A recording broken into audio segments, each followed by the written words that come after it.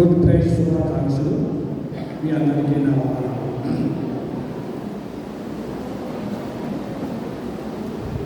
ముందు 7 మాటల గురించి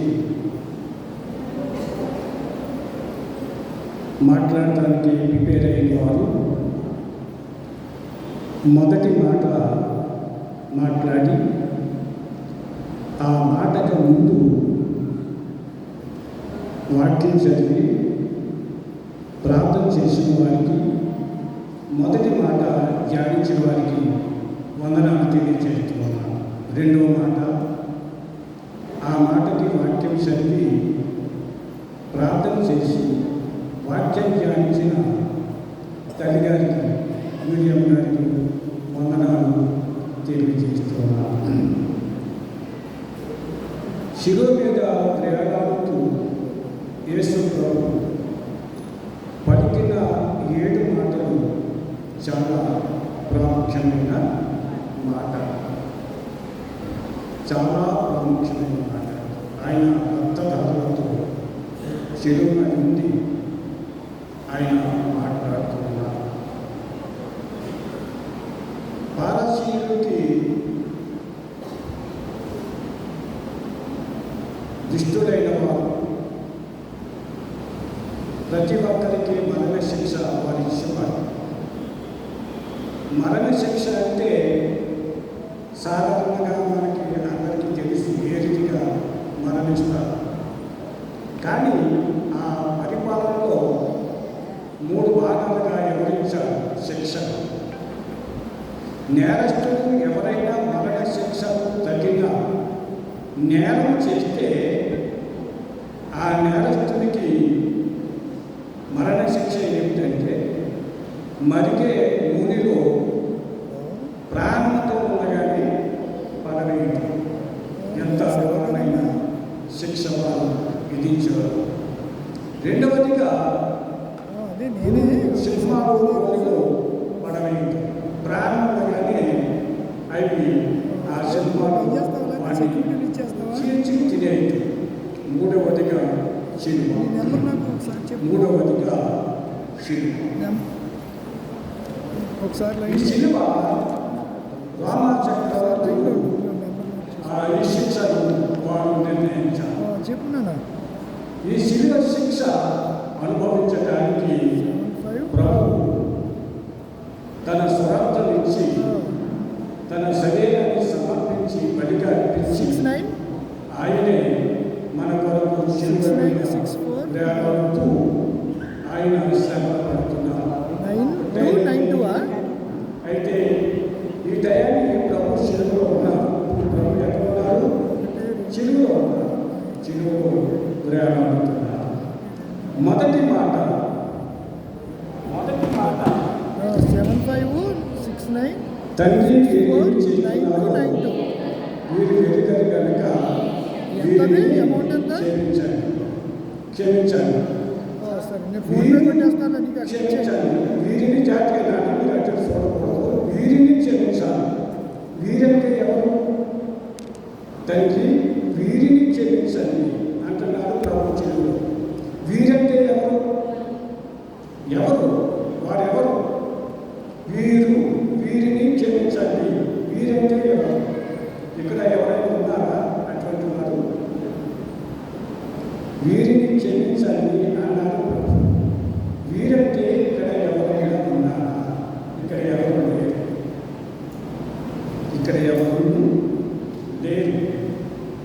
వీరిని క్షమించమంటే అర్థం ఏంటంటే వాక్యాన్ని విని వాక్యాన్ని గ్రహించలేకుండా అవిశ్వాసులుగా జీవిస్తూ వాక్యానికి వ్యతిరేకముగా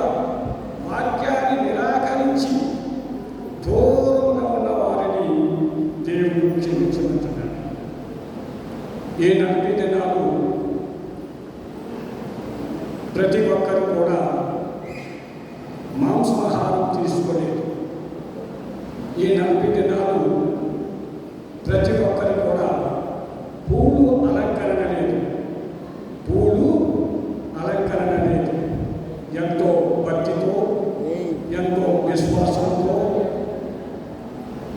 ఆ ఉపవాస దీక్ష ప్రార్థనలు ప్రతి దినదినము కూడా క్రమ తప్పకుండా ప్రభు సన్నిధికి వచ్చి ఈ శిల్వ చెంతకు వచ్చిన వాడు ఈ ప్రియబిడ్డడు కనుక వీరిని క్షమించండి అని యేసు ప్రభు అన్నారు అంటే వీరంటే ఎవరంటే వాక్యానికి దూరంగా ఉన్నవారు, వాక్యాన్ని విని విశ్వసించిన వారు, వాక్యం వింటారు, ఆ వాక్యాన్ని విశ్వాసం వారిని దేవుడు క్షమించమంటున్నాడు.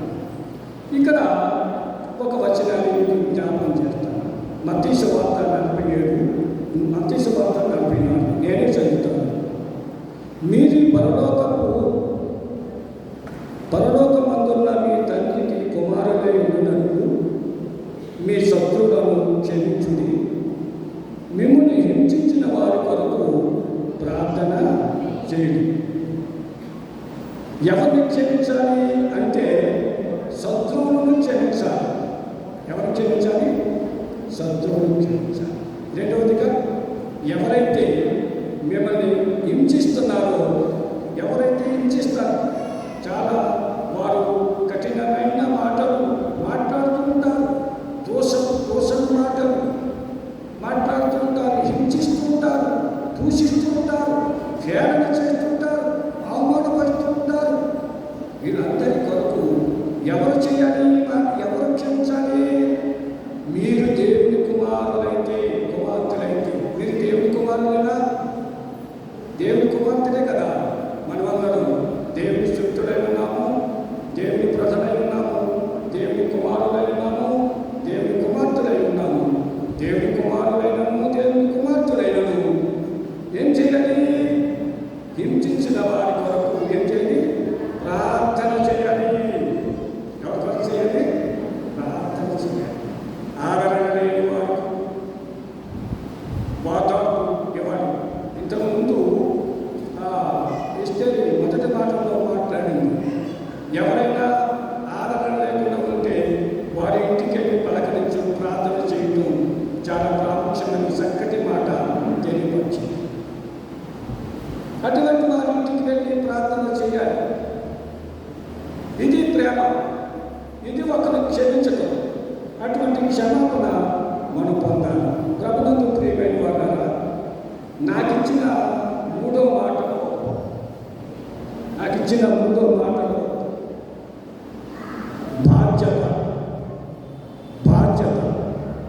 బాధ్యత ఎవరికి?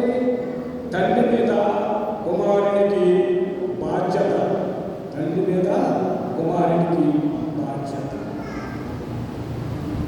తండ్రిని ఎంతగానో ప్రేమిస్తూ ఉన్నాడు యేసు. ఆయన శిలువలో వేలాడుతూ, శిలువ మోస్తూ కూడా యేసు ప్రభు ఆమె వైపు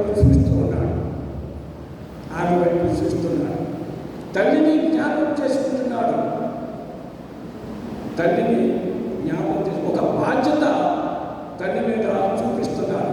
నేను తండ్రి దగ్గరికి వెళ్ళవలసిన సమయం ఆసన్నమై ఉన్నది కనుక నా తండ్రికి ఒక బాధ్యత, ఒక ఆదరణ నేను చూపించాలనే ఒక ఉద్దేశంతో యేసుక్రీస్తు ప్రభు వారు ఒక బాధ్యత కలిగి తల్లి వైపు చూస్తూ ఉన్నారు. తల్లి వైపు చూస్తూ ఉన్నారు.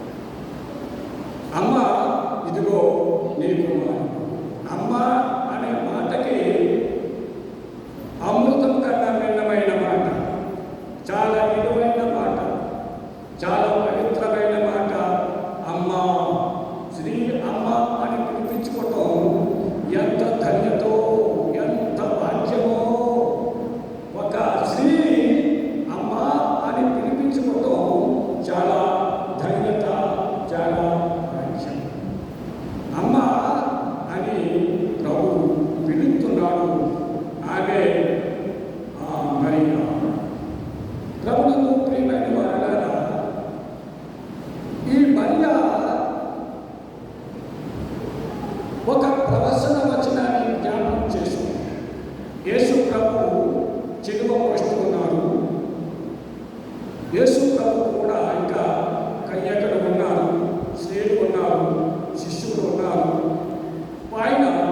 యెరూషలేము పట్టణంలో ఆయన ఆ శిలువ మోస్తూ ఉండగా తల్లి చూస్తూ ఉంది.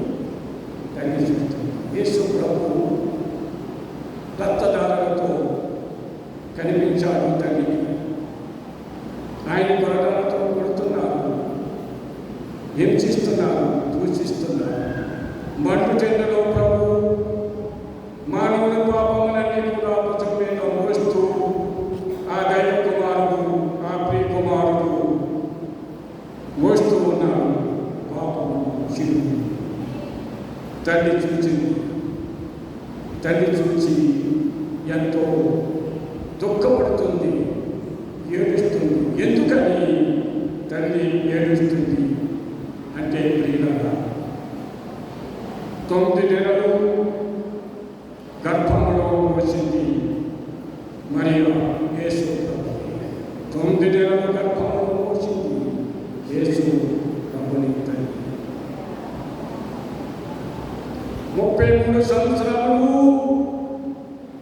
కుమారుని పెంచింది. 33.5 సంవత్సరాలు కుమారుని పెంచింది తల్లి. తల్లి యొక్క వేదన, తల్లి యొక్క బాధ, ఆ కడుపు పేరు కదలటము, ఆ కన్నీరు కార్చటము, తల్లి ఏడవటము యేసు ప్రభు చూశారు. ఈ తల్లికి ఒక బాధ్యత ఇవ్వాలి, ఈ తల్లికి ఒక బాధ్యత ఇవ్వాలి అని ప్రభు కూడా జ్ఞాపకం చేసుకున్న నా తల్లి 9 నెలలు గర్భంలో వచ్చింది. 3 సంవత్సరాలున్నర నన్ను పెంచింది. నా తల్లికి ఒక ఆదరణ చూపించాలి, ఒక బాధ్యత, ఒక బాంధవ్యం నాలో ఉంది అని ఒక మాదిరి చూపిస్తూ ఆ తల్లిని తన ప్రేమించిన శిశువుని తల్లి పవిత్రమైనది. తల్లి చాలా విలువైనది తల్లి.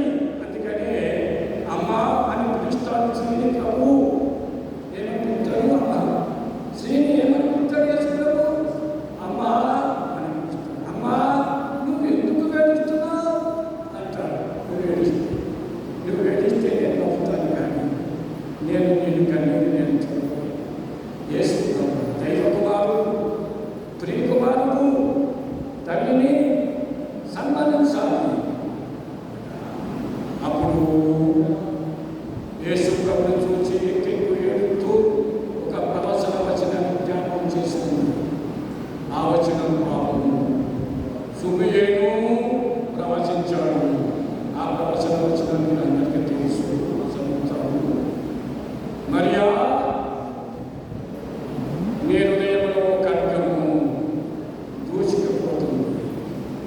తల్లి హృదయంలో ఖడ్గం దూసుకుపోతుంది.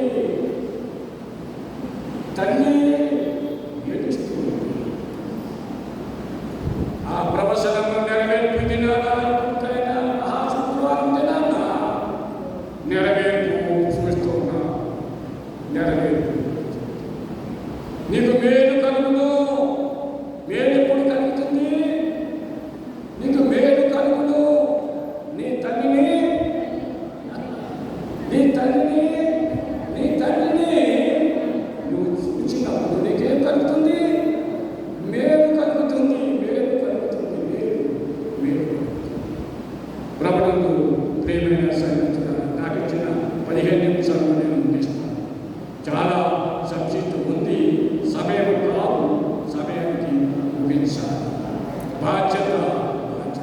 తల్లిగారు మొదటి రెండవ మాట మాట్లాడారు.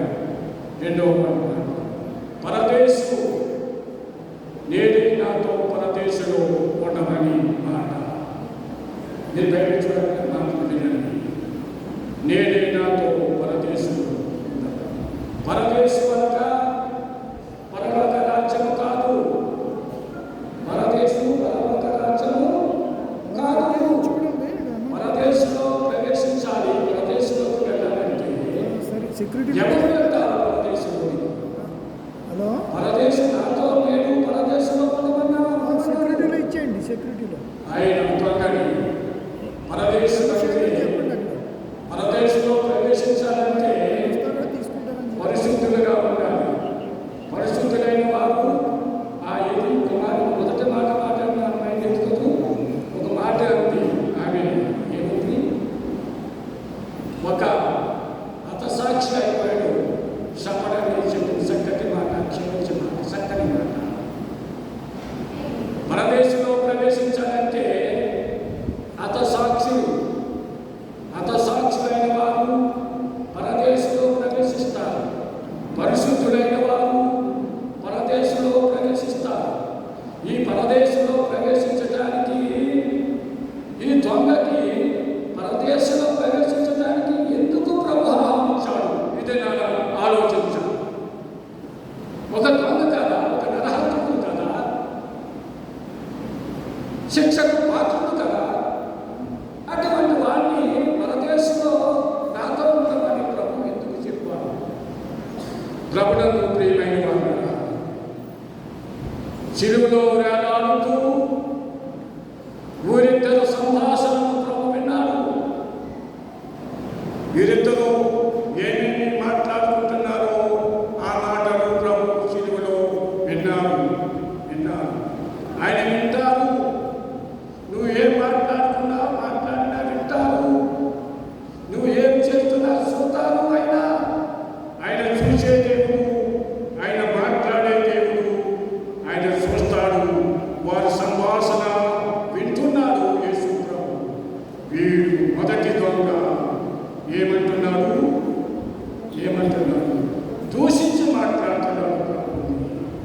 దూషించి మాట్లాడుతున్నాడు. ఆల్రెడీగా చెప్పారు తల్లి గారు, దూషించి మాట్లాడుతున్నాడు.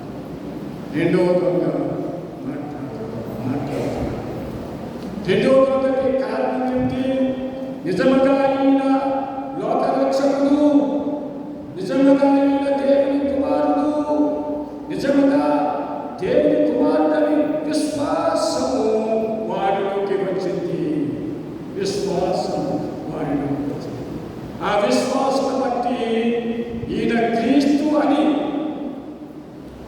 ఏ పాపము ఎరగనంటే ఈ క్రీస్తుని ఈ రీతిగా శిక్షించుతున్నారని, పాపమనేది యేసు క్రీస్తు ప్రభువునని ఆయన సాక్ష్యం పలుకుతున్నారు. చెరువులో దొంగ సాక్ష్యం పలుకుతున్నారు.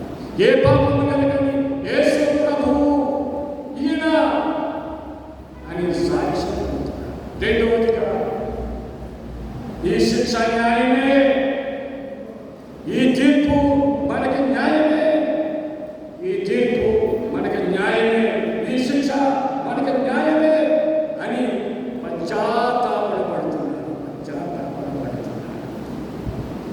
పశ్చాత్తాపడుతూ దుఃఖిస్తూ ప్రభు వైపు చూస్తున్నాడు. ఆ పవిత్రమైన మాటలు వింటూ హృదయం కదిలింపు విశ్వాసము ఆయనలో ప్రవేశించింది. పశ్చాత్తాపన ఆయన పొందాడు. అందుకొరకు ఈ దొంగని దేవుడు ఆహ్వానించాడు. నీలో పశ్చాత్తాపమైన హృదయం కలిగి ఉండాలి. పశ్చాత్తాపనతో నువ్వు దుఃఖంతో నువ్వు ఉండినప్పుడు నీవు నేను కూడా పరిశుద్ధులుగా హతసాక్షులైతే ఏ రీతిగా దేవుని సువార్త ప్రకటించి పునాదులు కట్టబడ్డారు, అబద్ధులైన వారు హతసాక్షులైపోయారు. పునాదులు కదా ఎలా కట్టబడ్డారో అబద్ధుల బాధ నీకు కావాలి.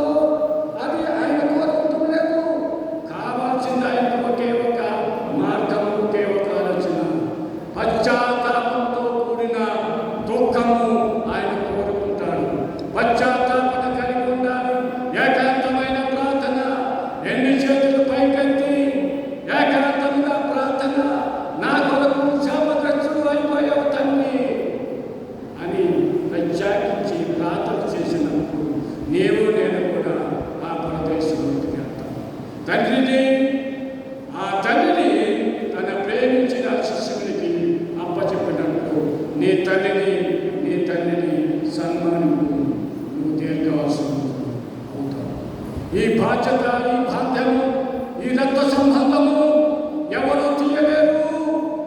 ఇది రక్త సంబంధము. చాలా మంది కుటుంబాలు అనేక రీతిగా మాట్లాడుకోరు. కానీ ఒక దినాన ఈ రక్త సంబంధం ఉప్పొంగుతుంది. ఈ రక్త సంబంధం ఎడబాటు ఉండదు. ఎంత విరోధముగా ఈ దినాన కుటుంబాలు ఉన్నా ఒక దినాన ఈ రక్త సంబంధం కుటుంబాలు కలిసిపోతాయి. ఇది రక్త సంబంధం. ఇది బాధ్యత. తండ్రి మీద బాధ్యత. నీవు నేను కూడా మా తల్లిదండ్రులు పెద్దవారు చనిపోయారు కనుక ఇంకా మీ తల్లిదండ్రులు ఉన్నారు, మీకు తల్లిదండ్రులు ఉన్నారు కనుక మీ తల్లిదండ్రుల బాధ్యత మీ మీద ఉంది. ఆ తల్లికి ఆదరణ కావాలి, ఆ తల్లికి పోషణ కావాలి, ఆ తల్లికి సంరక్షణ కావాలి. అమ్మా, నీ విశ్వాసము గొప్పది అన్నాడు దేవుడు. అమ్మ అని పిలుస్తున్నాడు. ఈ అమ్మే అమృతం కన్నా మిన్నమైనది. తల్లిని ప్రేమించండి. తల్లి మాటలు వినేవాడు లోయ పాలు పీకుతాయి. జాగ్రత్తగా ఉండండి. ఎవరిని విమర్శించకండి, విమర్శ పాలవుతారు. ఎవరిని దూషించకండి, దూషణ పాలవుతారు. దేవుని వాక్యం చదివిస్తుంది. ఆ రీతిగా పరిశుద్ధాత్మ దేవుడు మనందరికీ పరదేశంలో మొదటి స్థానాన్ని గ్రహించింది కాక. ఆమేన్. 4వ మాట బైబిల్ పట్టణం పిడకాల విజయ్ కుమారి గారు, మత్తయి సువార్త 27వ అధ్యాయం 46వ వచనం. అలాగే ప్రార్థన పోలాది నీవరమ్మ గారు, ధ్యానం ఉయ్యారత్న కుమారి గారు.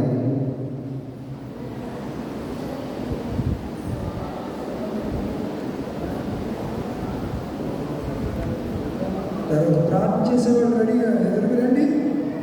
నెక్స్ట్ ప్రార్థన చేసేవాడు ఈ మాట వరకు ప్రార్థన చేసేవాడు కూడా ముందుకు రండి. మధ్యాహ్నం మొదలుకొని 3 గంటల వరకు ఆ దేశమంతటా చీకటి కమ్మది. ఇంచుమించు 3